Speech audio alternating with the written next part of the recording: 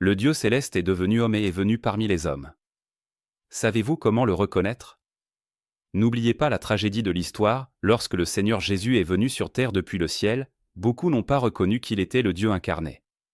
Certains pensaient qu'il était un prophète, d'autres un médecin, et beaucoup le traitaient comme une personne ordinaire, allant jusqu'à le crucifier, subissant ainsi la malédiction et la punition de Dieu. Cela montre à quel point il est terrifiant de ne pas reconnaître le Dieu incarné. La bonne nouvelle est qu'aujourd'hui, les paroles de Dieu nous enseignent comment le reconnaître lorsque Dieu s'incarne et vient parmi les hommes. Dieu dit, celui qui est l'incarnation de Dieu doit posséder l'essence de Dieu, et celui qui est l'incarnation de Dieu doit posséder l'expression de Dieu.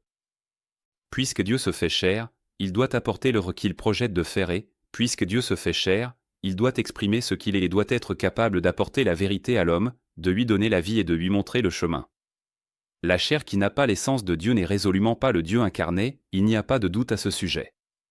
Si l'homme projette de se renseigner pour déterminer s'il s'agit de la chair de Dieu incarné, alors il doit le confirmer par le tempérament qu'il exprime, ainsi que par ses paroles.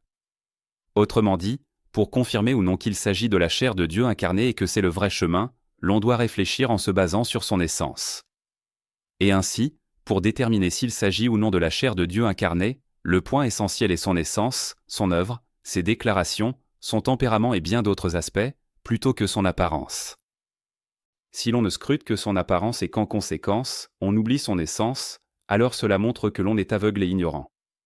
D'après les paroles de Dieu, nous savons que le Dieu incarné possède l'essence de Dieu, il peut à tout moment exprimer la vérité, nous montrer le chemin à suivre et donner la vie. En recevant ces vérités, nous pourrons obtenir la vie éternelle, ce que les hommes ordinaires ne peuvent accomplir. Voulez-vous entendre davantage les paroles de Dieu sur l'incarnation et mieux comprendre le Dieu incarné? Rejoignez gratuitement dès maintenant notre groupe d'études des paroles de Dieu. Chaque jour, vous y entendrez les nouvelles paroles de Dieu, connaîtrez le Christ, recevrez les bénédictions de Dieu et pourrez vous préparer à accueillir le retour de Jésus. Cliquez sur le lien dans ma bio ou contactez-nous via WhatsApp pour rejoindre gratuitement et recevoir les bénédictions que Dieu vous accorde.